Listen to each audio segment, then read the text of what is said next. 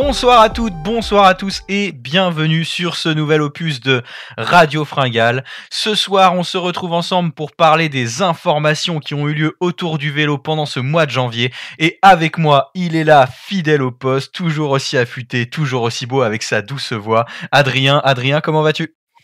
Salut la Torne, bonjour à tous. Ça va en pleine forme en ce mois de janvier.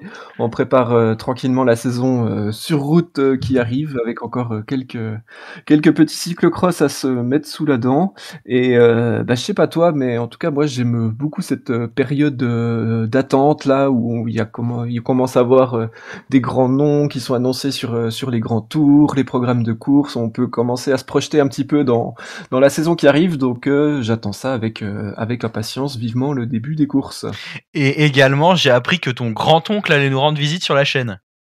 Ah oui, alors il s'agit mon grand-oncle, le père de Sahar, qui va revenir sur des moments forts de l'histoire du vélo régulièrement sur Radio Fringale. Donc voilà, on va essayer de mettre ça en place pour vous faire vivre aussi le vélo, qui est, comme vous le savez, un sport chargé d'histoire, et on sait qu'il y a beaucoup de passionnés d'histoire du vélo qui nous écoutent. On écoutera ça dès la semaine prochaine si tout va bien. Et avec nous ce soir, il est de retour, mesdames, messieurs. Vous étiez nombreux à nous demander où était passé ce jeune homme à l'accent savoyard si doux qui avait un phrasé de patois magnifique. Il est là ce soir, revenu de son trip africain. Salut Raph, comment vas-tu ? Ah nom de Dieu, salut les amis. On est de retour, la Haute-Savoie se porte bien et non, sincèrement je suis vraiment très content d'être avec vous ce soir et je suis vraiment très très chaud. Contrairement à Adri, c'est une période qui me frustre énormément parce que j'ai qu'une envie, c'est que ça recommence et on va pouvoir se mettre quelques trucs sous la dent quand même avec les mondiaux de cyclocross notamment, mais vivement que la route revienne, quoi. Tu nous as préparé une petite analyse technique du terrain. En effet. Parfait. Alors messieurs, vous le savez, depuis la dernière fois, l'émission commence maintenant lorsque nous sommes trois avec une petite charade sur laquelle un coureur va être mis en avant. Je vais vous la donner tout de suite. On comptera les points et celui qui gagne à la fin de l'année gagnera la fringale d'or de la charade. C'est parti. Alors, mon premier est un petit ustensile utilisé par les rugbymen. Mon second est un adjectif qui qualifie l'agréable faciès d'une personne. Mon troisième est un oiseau voleur. Mon quatrième est la négation chez le peuple. Oui, monsieur. Yes. Ouais. Ah là là, Adri, tu avais su supplanter Noé. J'avais le ti, j'avais j'avais quoi après ? Le beau. Non, le beau je l'avais pas. Non, le beau je l'avais pas. La Pi, voilà. J'avais Ti et Pi. Donc j'étais sur Tony Parker. Je me suis dit merde, je suis pas aïe. Voilà. Et voilà. Dédicace à Trash Talk, mais malheureusement, nous, on fait dans le vélo. Messieurs, on attaque sans transition avec une nouvelle que nous avait donnée notre copain Noé. Alors pareil, vous inquiétez pas, il va bien, il sera certainement de retour pour une prochaine émission, histoire de suppléer l'un de nous s'il y a malade ou partant en vacances. Noé nous avait parlé de Bernard Sainz qui était au tribunal lors des infos à la louche de décembre ou novembre, si je dis pas de bêtises. Bernard Sainz a été condamné à 1 an de prison et à une amende sur l'année qui arrive là. Donc c'est pour avoir un petit suivi. Il a fait appel, donc on verra bien ce qui se passe, mais en tout cas il a bien été condamné suite à son procès. Une bonne nouvelle pour le cyclisme. On enchaîne tout de suite et on repart sous les sous-bois pour le premier volet de cette émission. On va parler des championnats nationaux qui ont eu lieu il y a une semaine maintenant. Et Adrien, tu vas nous faire une petite review, presque deux, tout à fait. Tu vas nous faire une petite review de qui porte les maillots nationaux en fonction des pays qui nous entourent. Oui, voilà, donc revenir rapidement sur ce week-end, donc le week-end du 8-9 janvier. Donc il y a eu le championnat de France à Liévin, donc c'était un circuit qui a été dessiné par John Gadret, qui était très porté vers le cyclocross. Il a aussi fait 3e du Giro en 2011, donc c'est quelqu'un qui connaît le vélo. C'est un parcours très physique qui a été tracé. Moi j'ai trouvé le parcours vraiment très très sympa. Et en plus, il y a eu des conditions hyper boueuses. Il faisait beau, il pleuvait pas, mais du coup la boue était collante, il y avait beaucoup de passages à pied, donc ça a donné vraiment des super courses. Moi, je me suis régalé à regarder toutes les courses du week-end. Et chez les élites hommes, donc on attendait Clément Venturini qui défendait son titre une fois de plus. Mais finalement, c'est Joshua Dubos qui a été largement le plus fort. Il n'est pas hyper bien parti, mais il a dominé de la tête et des épaules toute la course. C'est Yann Gras qui finit deuxième. C'est une super performance pour lui parce que sur les manches de Coupe de France cette saison, il n'a pas été à son top niveau. Donc là, il a vraiment voilà, c'est un parcours. Je sais pas si c'est à cause de son nom, mais les parcours très très gras comme ça, lui, ça lui convient bien. Et le troisième, c'est le franc-comtois Fabien Doubet qui a réalisé un très gros départ. Et bon, on sentait sur la fin de course qu'il lui manquait peut-être un peu de cyclocross cette saison pour tenir face à Yann Gras dans la bataille pour la deuxième place. Mais non, c'était une super course. Je me suis bien régalé à regarder ça. On salue la performance de notre invité de la semaine dernière, Célestin Guillon, qui a fait 11e entre Clément Ouais. Venturini et j'ai oublié son nom, le Et 12e. je sais pas, j'ai pas le nom du 12e. Je vous cherche ça, je vous dis ça de suite. Chez les femmes.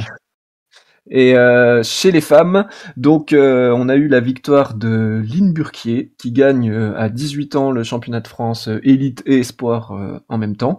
Alors Line Burquier, elle a battu Hélène Clausel qui est sa coéquipière au sein de l'AS Bike Racing. Et il faut savoir que Line Burquier c'est aussi une championne en VTT. Elle a été championne du monde et d'Europe en junior l'année dernière. Et elle a également fait cette année en cyclocross 4e des Europes, derrière 3 Hollandaises qui sont tout le temps au top mondial chez les élites. Donc elle devrait faire un très gros championnat du monde. Après, les Néerlandaises sont tellement fortes que avoir une médaille, ça risque d'être un petit peu compliqué. Mais pourquoi pas, elle a vraiment été très impressionnante sur ce championnat. C'est D'ailleurs, à Anthony noter, Turgi. Pardon, oui, vas-y. à noter, c'est sûrement grâce à elle que la France peut se classer deuxième du classement des nations des femmes de moins de 23 ans en cyclocross, au classement UCI derrière les Pays-Bas. Parce que c'est tellement incroyable d'avoir ce classement-là quand on compare aux autres catégories. Elle fait un gros boulot. Ça, Carrément. c'est une belle stat. C'est une belle stat. Je suis fan. Juste, je rajoute, c'est Anthony Turgis qui finit 12e juste derrière Ouais. Célestin lors de la course élite homme. Donc le cyclocross, vous le savez tous, c'est une affaire aussi belge. Et là, il n'y a pas eu de suspense très longtemps. Wout van Aert est allé remporter, au terme d'un cavalier seul, son 5e titre national. Bon, il a vraiment dominé la course très largement. Elise Herbit a abandonné, Toon Aert s'est tombé, donc même ses deux plus gros adversaires n'ont pas pu tenir très longtemps. C'est Laurent Sweeck qui fait 2e. Il a d'ailleurs été pas mal sur la manche de Coupe du Monde à Flamanville le week-end dernier. Et Quinten Hermans qui termine à la 3e place. À noter chez les dames en Belgique, le 13e titre consécutif de Sanne Kant, la triple championne du monde de cyclocross. Elle a devancé chez les dames une ancienne française qui a maintenant la nationalité belge, Marion Norbert Ribeyrol. D'accord. Aux Pays-Bas, Mathieu van der Poel restait sur 5 titres consécutifs, il me semble. Et comme tout le monde le sait, il est absent. C'est Lars van der Haar qui a remporté à nouveau le titre. C'est son 3e. Sans grande concurrence. Corné van Kessel, qui aurait pu être le seul à rivaliser avec lui, a fini assez loin. Et chez les dames, il y a eu une très très belle course, hein, donc il faut savoir que la nation phare du cyclocross chez les dames, c'est les Pays-Bas. Et c'est Marianne Vos qui a battu la championne du monde Lucinda Brandt et Céline Del Carmen Alvarado qui termine à la 3e place. C'est le 7e titre de Marianne Vos. Et on devrait retrouver les 4-5 premières de ce championnat des Pays-Bas aux 4-5 premières places du championnat du monde, mais ça on en reparlera tout à l'heure. Et je voulais aussi parler brièvement du champion d'Espagne chez les hommes. Alors l'Espagne en cyclocross, c'est pas une grande nation, contrairement à la route, mais là c'est le 4e titre consécutif remporté par Felipe Orts, qui a 26 ans. Et alors ce gars-là, c'est assez intéressant, je trouve, parce que ça fait plusieurs saisons qu'il fait tous les hivers de course en Belgique. Il est régulièrement dans le top 20, donc quand on l'a vu débarquer il y a quelques années à 22-23 ans en Belgique, qui faisait déjà des top 20, moi je me suis dit, lui, s'il continue vraiment cette progression, il va franchir un palier à un moment et pouvoir concurrencer les meilleurs mondiaux. Mais ça se passe pas tout à fait comme ça. Je trouve qu'il stagne un petit peu sur ces 2 dernières années. Sa progression est assez faible. Alors peut-être que s'il était parti ou s'il partait dans une équipe belge, ça irait mieux pour lui parce qu'il est toujours dans une équipe espagnole. Mais donc voilà, je trouvais ça intéressant de souligner un parcours un petit peu atypique dans le monde du cyclocross.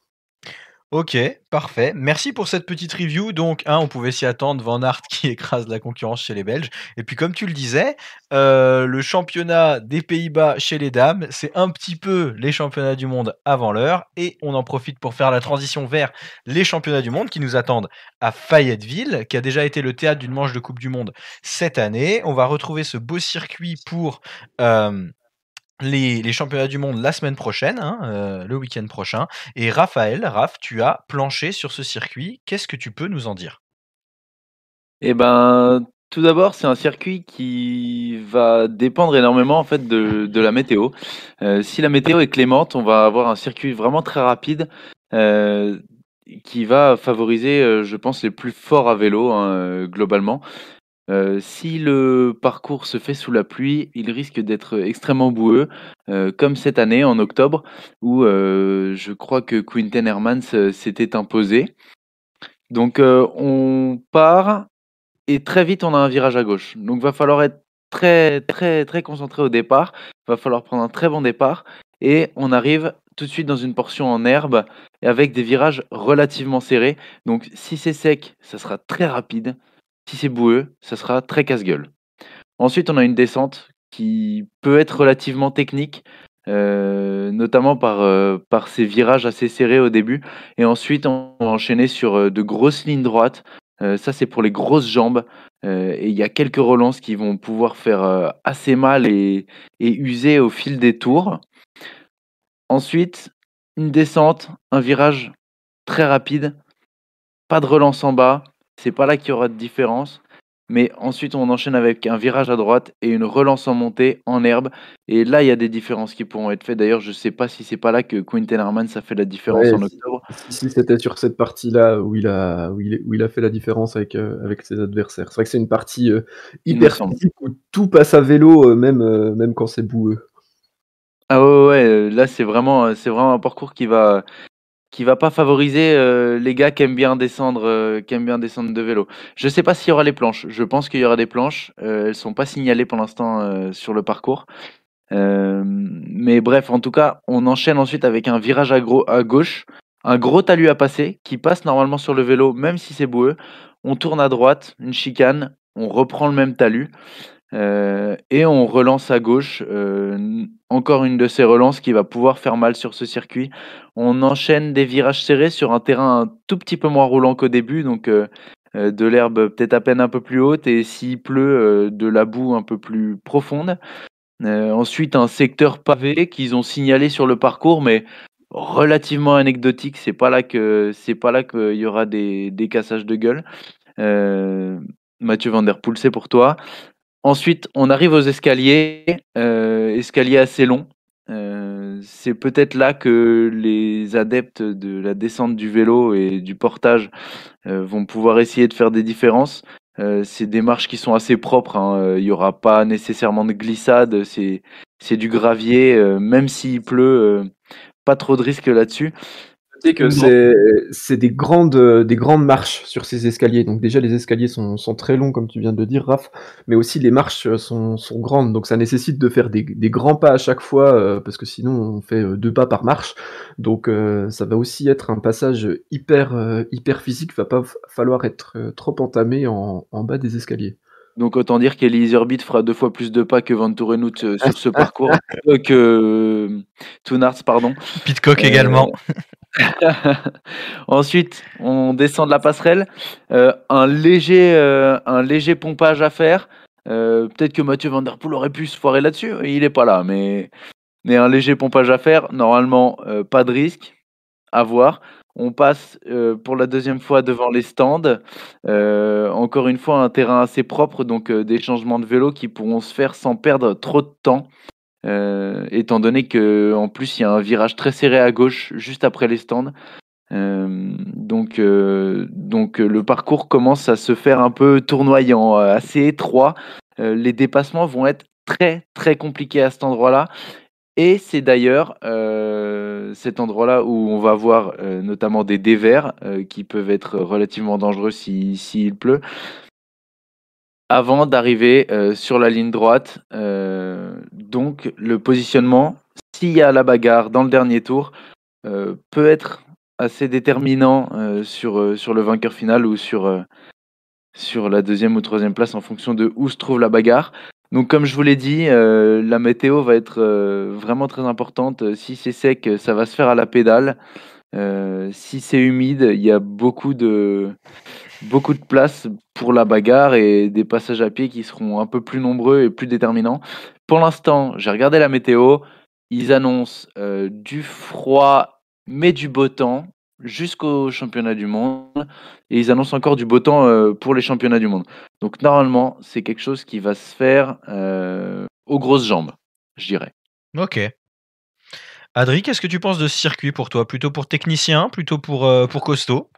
Non, je pense que c'est un circuit plutôt pour costaud, comme on l'a vu. Bah, déjà, si Quinten Hermans, il a gagné la course, c'est que c'est pas non plus hyper technique, parce qu'on sait que c'est pas son point fort à Hermans, hein. On se souvient sur une des manches américaines où il a essayé de passer les planches à vélo, il est tombé, quoi. Donc c'est toujours pas de chance. Bon, je me moque pas trop parce que moi, le jour où je sais passer des planches à vélo, je suis content.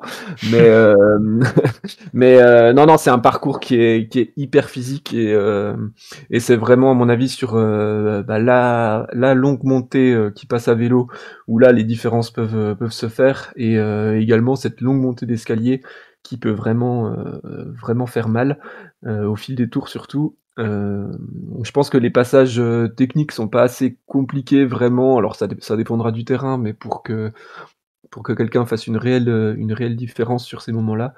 Donc, je pense vraiment que la différence, elle se fera dans cette montée à vélo où les gars, ils vont passer comme des fous dedans à chaque fois et puis, bah, celui qui aura la meilleure condition, l'emportera. Donc ce sera un gros costaud qui va gagner, ça c'est sûr. Je vais vous donner mon pronostic, messieurs, dans la course élite homme. Je vois bien mon chouchou, le Toon Aerts, aller s'imposer sur ce circuit de Fayetteville. Eh ben, Ah. c'est marrant parce que j'aurais pas du tout mis Toon Aerts. Étant donné que Toon Aerts, c'est un mec qui aime bien la boue, qui aime bien quand les parcours voilà, sont compliqués techniquement ou les autres en chient et souvent il fait des différences là-dessus. Non, mais Je t'as verrais vu bien les jambes de Toon Aerts? Toon Aerts, je il va verrais monter les bien escaliers 4 par 4, hein. je verrais bien un petit duel Pidcock-Iserbyt et bon, ça me ferait autant plaisir que les 2 gagnent. Aujourd'hui, Pidcock a battu Iserbyt à chaque fois qu'ils ont été confrontés l'un à l'autre, donc je dirais Pidcock. Mais je pense, ouais, Pidcock, Iserbyt 1 et 2. Ok, Adri? Alors c'est assez difficile. J'ai pas encore de choix arrêté. Le cœur dirait Toon Aerts, forcément, parce qu'il mériterait tellement d'être champion du monde après avoir tellement été battu par Van Aert et Van Der Poel à chaque fois, où c'est le seul gars qui s'accroche pendant 40 minutes des fois, et puis non, bah parce que les deux sont juste trop forts devant lui, donc il y arrive pas. C'est lui qui fait 3e encore l'année dernière. C'est pas le seul à avoir réussi à finir second derrière Van Aert ou Van Der Poel? Non, parce que je crois que Pidcock, il fait 2e en Suisse, Ah, OK. quand Van Der Poel, il gagne en Suisse, je sais plus, c'était il y a 2 ans, je crois. OK. Mais oui, non, c'est sûr que, en général, c'est les 2 qui se qui se tire la bourre. Donc là, ouais, vraiment, j'aime beaucoup ce coureur, donc j'aimerais bien que Toonart gagne. Par contre, je pense que Pidcock va être très dur à battre sur ce circuit. À mon avis, il a bien préparé son affaire. Je pense que c'est quand même lui le favori. Parce que aussi, même si moi je suis pas dans cette optique-là et je suis pas fan de l'associer à Van Der Poel et Van Aert, les gens l'associent souvent et les mettent les trois ensemble, même si pour moi Pidcock est pas au niveau de Van Aert ou de Van Der Poel. Mais bah voilà, il y a un truc en plus qui fait qu'il aura peut-être un petit peu plus de pression aussi, à voir comment il gère. Voilà, donc je pense que malgré le fait qu'Iserbyt a fait une très belle manche de Coupe du Monde à Flamanville, sur un parcours aussi tout en tonicité comme il aime bien, là je pense que les parties très physiques vont lui faire trop de mal à Iserbyt pour qu'il puisse vraiment lutter pour le titre. Chez nos Français, on aura du coup Joshua Dubo, fraîchement champion de France, comme tu le disais Adrien, et Clément Venturini qui seront présents. On peut peut-être se prendre à rêver d'un top 10 pour Joshua qui a bien tourné à Flamanville dans la continuité de ses championnats de France. Ouais, je suis d'accord. Je pense que le top 10, il a fait top 10 au championnat d'Europe en début de saison et le parcours était très très physique également. Donc on a vu, hein, il a la condition. Joshua, il lui manque encore quelque chose par rapport aux 5 meilleurs. Ça c'est clair et net. On l'a vu dimanche dernier. Mais ouais, non, il peut faire un top 10. Et puis Venturini aussi. À voir, hein. Bon là, il est quand même un peu en retrait par rapport à Joshua Dubo, mais on sait jamais. Ok, messieurs, chez les femmes, qu'est-ce qu'on en pense? Bah, je vois pas une surprise comme quand Carmen Alvarado avait arraché le titre de championne du monde il y a, je crois, 2 ans. Non, bah ça va être Vos ou Brandt, hein, et j'ai l'impression que Vos a l'air plus forte en ce moment. Mais c'est pas très sûr de moi que je dis ça, mais allez, Vos. Ouais, moi je suis entièrement d'accord avec toi. Je pense que ça va être un duel Vos-Brandt, comme il y avait eu d'ailleurs à Fayetteville pour la manche de Coupe du Monde. Brandt avait gagné, mais je pense également que Marianne Vos est plus forte, voilà, vu ce qu'elle a montré au championnat des Pays-Bas. Elle a aussi pas couru toute la saison, contrairement à Lucinda Brandt, donc elle aura peut-être plus de fraîcheur. Donc ouais, je pense que pour moi, Vos est la favorite. Et ben moi, je vais chercher la grosse cote, messieurs. Je mets Betsema pour la victoire. Allez, voilà. Tu l'as vu, la grosse cote, c'est Blanca Vas. Ah, fallait la donner, hein, monsieur. Hein, on peut pas. Voilà. À mon avis, ce sera la première non néerlandaise, mais ça, c'est pas voilà. Mais Et on va suivre Lynn Burkier aussi, qui va essayer de nous faire quelque chose de beau. Ouais, chez les juniors. Alors, chez les espoirs. Espoir, oui, pardon, espoir. Ouais. Elle va faire la course espoir, où, alors normalement, si c'est comme aux Europes et aux championnats des Pays-Bas, elle va retrouver Puck Peters, Van Empel et Van Anrooy. Désolé pour la prononciation, hein, une fois de plus, le flamand c'est pas mon délire. Où là c'est quand même trois filles qui sont au top mondial, donc ça va être hyper compliqué d'aller les chercher, mais pourquoi pas. Je pense qu'elle a les moyens de faire une super perf. Chez les élites féminines, on aura aussi les sœurs Clausel qui seront présentes, Perrine et Hélène. Hélène qui fait une sacrée saison, Perrine qui s'accroche également, dont l'interview de Perrine qui est toujours disponible sur notre chaîne, qui est sortie il y a 2-3 jours par rapport à cette vidéo. Donc n'hésitez pas à aller l'écouter, elle est très intéressante. Elle nous parle notamment de ses ambitions pour les mondiaux de Fayetteville. Est-ce qu'on a fait le tour, messieurs? Je pense qu'on a été assez complet, ouais. Alors, on range les gros pneus et on part sur la route. La semaine dernière, on a eu une annonce d'une équipe qui nous tient à cœur, hein, en tant que Français, c'est la Groupama FDJ. La Groupama FDJ qui a dévoilé un petit peu ses ambitions pour la saison de route à venir. Alors, de grosses ambitions sur le Tour notamment, puisqu'avec une belle équipe et une belle armada qui sera mise en place. Gaudu, Pinot, Kung, Storer, Madouas. L'objectif, c'est d'aller jouer le général et le podium, hein, c'est l'objectif annoncé. Donc on discutera ensemble juste après de si pour vous cet objectif est réalisable ou non. Et puis l'autre partie de l'équipe qui ira sur le Giro avec Arnaud Démare et Attila Valter pour essayer d'aller briller sur ces routes italiennes. Pareil, on va discuter un petit peu de est-ce que il peut nous ramener le cyclamen, Arnaud, pour une deuxième fois. Et puis est-ce que Attila Valter, qui avait porté le maillot rose l'an dernier, peut rééditer l'exploit pour ce Giro qui part sur ses terres. Alors tout d'abord, le Tour de France. Gaudu Pinot sur le podium, possible ou pas? Écoute, je pense que sur le podium, ça va quand même être hyper compliqué. Alors, je leur souhaite, mais bon, le plateau va être très, très, très relevé. Je pense que la seule chance pour eux d'avoir le podium, c'est vraiment de jouer le général avec les 2 et pas qu'au bout de 2 étapes de montagne, il y en a un qui se mette à la planche pour l'autre ou qu'il y en a un qui ait pris, 5 à 10 minutes. Auquel cas, finalement, le leader qui restera, il va être obligé de s'accrocher. Il pourra peut-être moins bénéficier de la stratégie d'équipe mise en place parce que voilà, je pense que Pinot, on sait qu'il peut faire un podium sur le Tour parce il l'a déjà fait. Il l'a presque refait en 2019. Moi, ça, je m'en remettrai toujours pas, je Non, on pense, n'en de parle pas. On n'en parle pas, de on ce a dit. tour-là, donc je vais pas m'attarder là-dessus. Godu, on sait pas encore s'il est vraiment, si ça, il l'a dans les jambes, s'il est vraiment capable de faire ces perfs-là. Mais je pense que la stratégie d'y aller avec 2 leaders, si vraiment c'est comme ça, parce qu'il y a ce qu'on dit en janvier et puis il y a ce qui va se présenter début juillet, je pense que c'est la bonne idée. Avec un Storer aussi qui, on l'a vu sur la Vuelta l'année dernière, qui est hyper bon grimpeur, qui est offensif, qui à mon avis pourra les accompagner longtemps en montagne aussi, qui peut pourquoi pas être un deuxième leader de rechange si Gaudu ou Pinot a un souci en début de tour.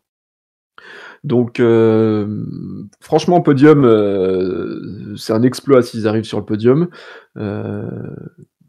Mais après, ouais, top 5, ça peut peut-être le faire.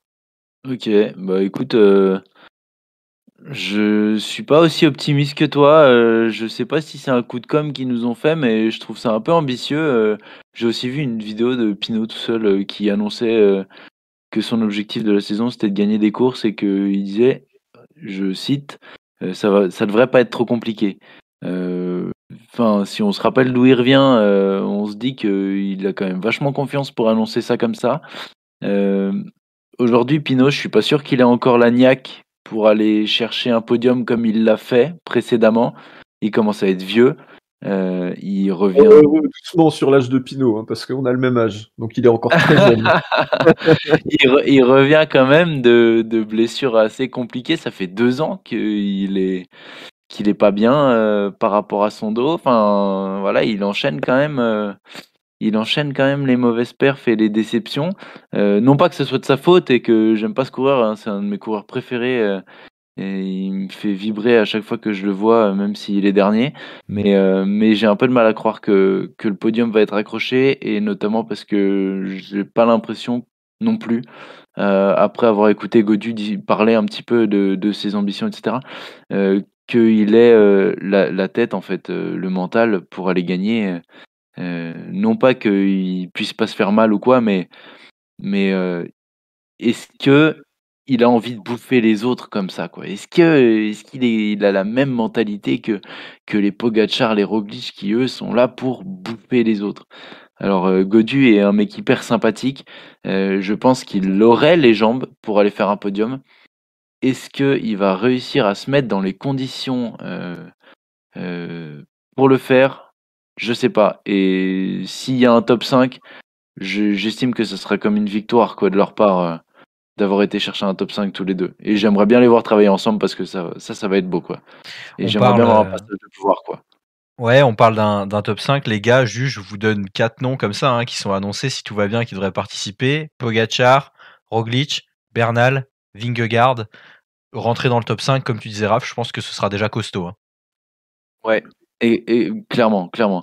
Alors Bernal, on sait pas où il va se placer, on peut pas le dire avant le début de la saison parce qu'il nous a montré autant de défaillances que de coups d'éclat, mais top 5, ça sera top déjà.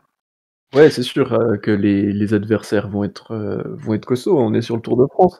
Mais bon, déjà là sur les 4, il y a 2 équipiers, ça m'étonnerait qu'ils finissent les 2 dans les 5 premiers. Ou alors c'est qu'ils auront peut-être pas fait la course dans le bon Oh sens. bah Vingegaard, on a déjà vu hein, un Oui, équipier mais emmener son leader. oui, mais Roglic, il va être leader sur cette course. Bien sûr, Ouais, mais mais rappelle-toi de Bernal Thomas. bah, tout à fait, ouais. Oui, mais moi, je pense que la Jumbo, je pense pas qu'ils la jouent comme ça. On en reparlera Franchement, de comment la Vingegaard top Jumbo 5, va faire oui, on aura son- l'occasion d'en parler, mais bon, si Ouais.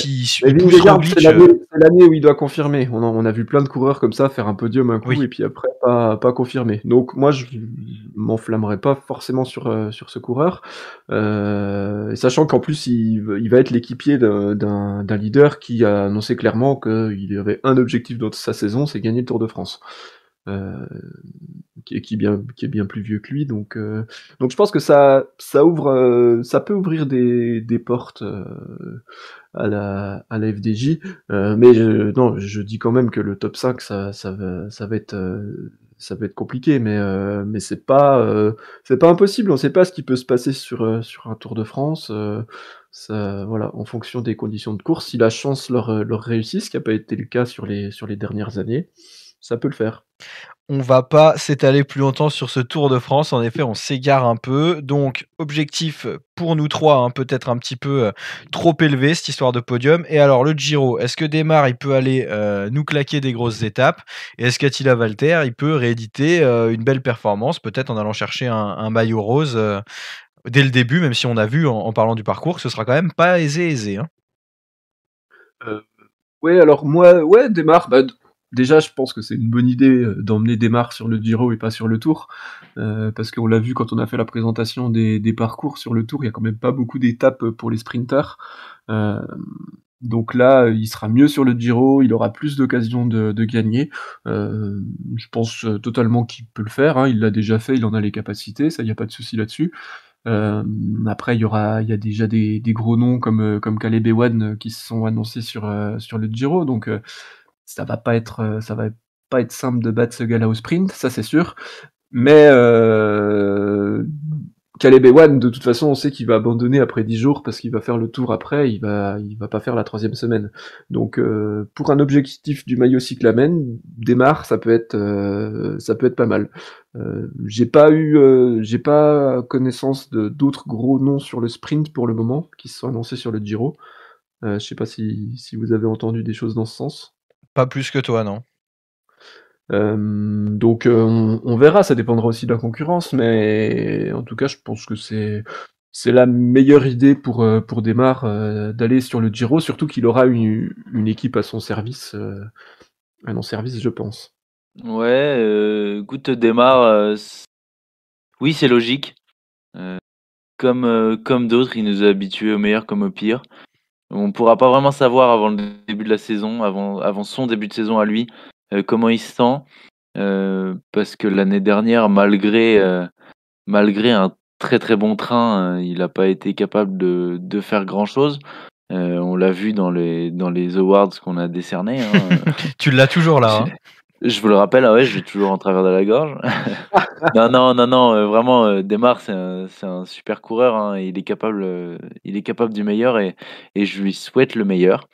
Et moi, j'attends beaucoup à Attila Valter, s'il est capable de nous faire une Ben O'Connor, voilà, d'exploser comme ça et d'apparaître aux yeux du grand public, comme, un mec qui va pouvoir, d'ici, 1 ou 2 ans aller chercher des belles courses. Ça me ferait vachement plaisir pour lui et peut-être qu'il ira pas chercher un maillot rose, mais pourquoi pas un maillot de meilleur jeune? Il peut encore l'avoir, non? Ouais, il peut encore l'avoir, il a 23 ans. Et bah, pourquoi pas un maillot de meilleur jeune alors? Pourquoi pas? Après, je sais pas si vraiment il va jouer le général. Oui, à mon avis, il va peut-être plutôt se concentrer sur des victoires d'étape. Ah ouais?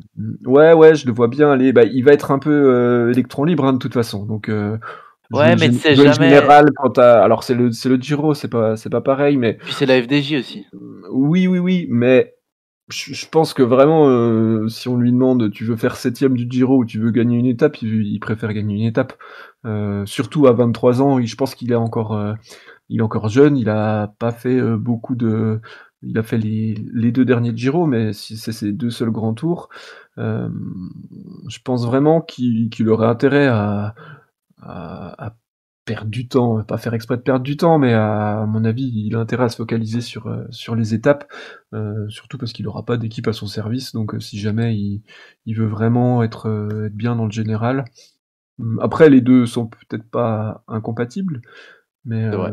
en tout cas, c'est un coureur qui a un énorme potentiel et je pense que là, après quelques années, professionnelles, c'est vraiment le moment de faire des gros résultats. Donc une victoire d'étape dans un grand tour, pour moi, ce serait un résultat à hauteur des attentes qu'on peut mettre sur ce coureur.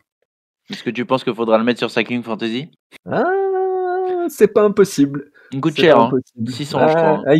il coûte ouais, bah, faut ouais, ouais 600, ça commence déjà à faire beaucoup. Ouais. Je pensais qu'il coûterait moins. Très bien, Mmh. messieurs. Et ben, je vous remercie hein, pour vos avis sur ces objectifs de la Groupama FDJ. Donc, pour faire une rapide conclusion là-dessus, le podium Tour de France, c'est peut-être un petit peu compliqué. En revanche, un cyclamen ou des victoires d'étape pour Démarre, pourquoi pas. Et Attila Valter, on lui souhaite le meilleur. En tout cas, il a de belles cartes à jouer. Merci de nous avoir accompagnés pour ces infos à la louche. C'était une belle émission. On a plein de choses qui vous attendent, les fringaleuses, les fringaleux, des interviews de coureurs, de coureuses, des petits formats, hein. On a parlé du grand-oncle d'Adrien, le père Dossard, qui viendra prendre la parole sur la chaîne.